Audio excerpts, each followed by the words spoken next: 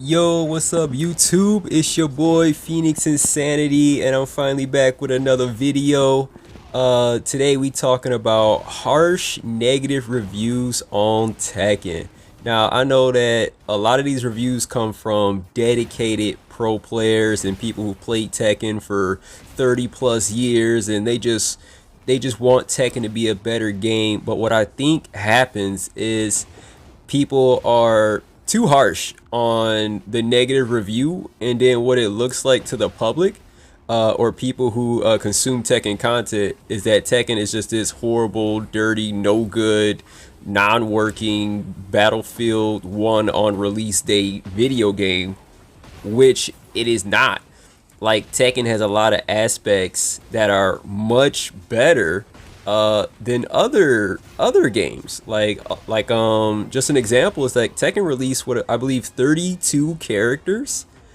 Like that's a big complaint when new fighting games come out is just the lack of characters that you have at the beginning. Street Fighter I think released with 16 characters. Like Tekken doubled that, and then everybody had some new combo routes, they had new abilities, they had new supers, they had brand new models. Like, and we're being harsh like, oh, now Tekken's got Eddie as DLC, which I mean, granted, someone's not gonna make it into the base game.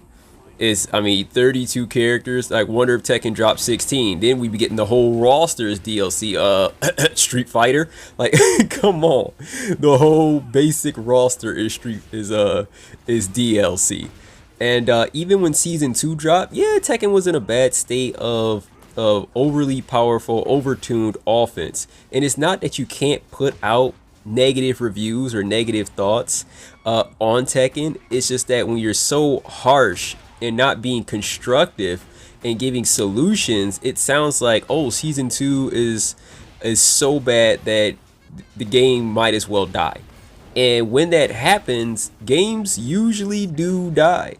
It actively kills Tekken, and then we won't get a season 2.5 or season 3. And then even when season 2.5 came out, there was still a few complaints, which is fine. I mean, you're gonna have complaints here and there. It's fine to have complaints that well, they didn't fix enough. I don't think they fixed enough. They didn't do enough. They didn't deal with this move. Why didn't they touch this when they got this character? And really, it's not constructive at all. It's just a bunch of complaining.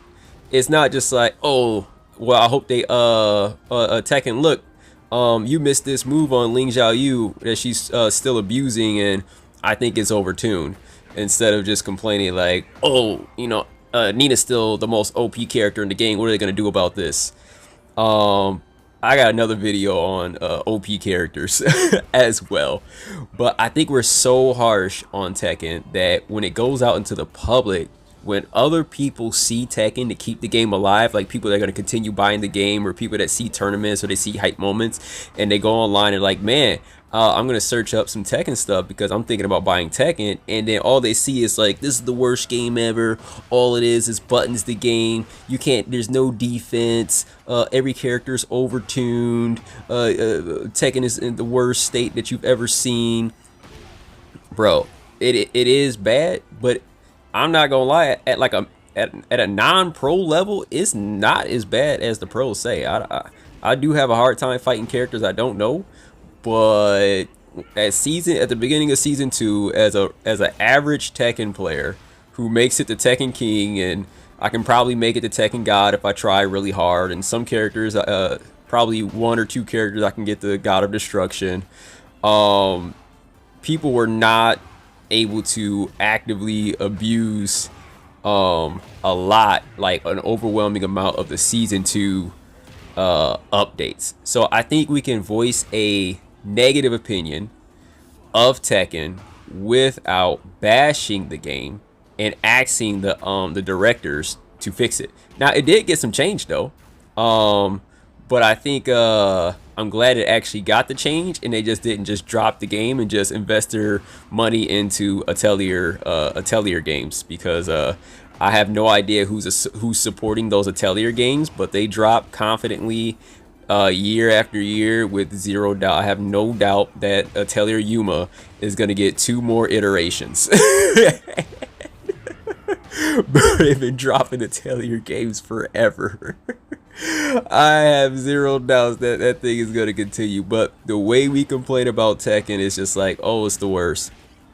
And it stops new people who sees that content of how bad it is from purchasing the game and keeping it alive. We can still have, oh, this is bad. Oh, this is broken. Tekken fixed this. But it shouldn't sound like the end of the world, the end of Tekken, time to pick up a new fighting game. Let's all go play Street Fighter 6 because our game is so bad. And really, for the average player, where most people are, the game is not even that bad, bro. People out here is missing 10 frame punishes. They're not even consistently punishing launch punishable attacks from certain characters. We still don't even know the Zafina, the Raven, and the Kuma matchup. Like, and we're complaining about some overtuned characters because of the pros, because pros are utilizing this, and at the higher level, which is probably like a 5% of the Tekken cast, is saying how bad it is because of how it's actually being abused at a maximum efficiency, optimal abuse. We got low level abuse down here. And if there are some people out there that did experience more abuse from these from Tekken 2, hey, let me know in the comments. No, the video's not ending that fast. I just believe that we just be a little bit too harsh on Tekken. You can be negative and voice your opinion without the doom and the gloom. They are fixing Tekken. I don't know what's taking them so long to fix between season 2 and season 3. They always have like some tournament that's coming up, and they're just like, oh, we can't, we don't want to release this update because there's this tournament coming up. We want guys to be familiar with what they have and practice for it and train for it without making those adjustments. So I don't know what's up with that, but they can definitely do something about that though. But yeah, I just want overall TLDR, don't be so harsh on negative Tekken. Tekken does have a lot of great features. New people are going to see all your negative doom and gloom reviews, think Tekken's a dead game, not purchase the game, therefore actually killing the game. And then you can still be negative about Tekken and say things that are negative. And be constructive with it. Oh, Brian has an overtuned 3+4 2. Oh, Leroy's twin dragon gates or parries are overpowered. I think it should be adjusted like this. Kazuya has too much pressure when he's in heat, or Lydia's too oppressive and you can't do anything when she starts going into heaven and earth. You know, you can voice those and then give some constructive soon. I think it'd be better if, you know, blah blah blah blah blah. So there it is. That's all I wanted to talk about today. But really, one thing that I did want to add is that when we get so many people speaking about negatively about Tekken, another thing is that now I know I'm a Christian, so I think a lot of things in the Bible are true. And then the Bible does say that that life and death are in the tongue. So when we get so many people speaking that Tekken is a dead game and that it's over for Tekken, it literally starts to become true because of how many speak it on the death of Tekken. But yeah, that's all I got to say. All right, y'all. Thank y'all for watching. Peace.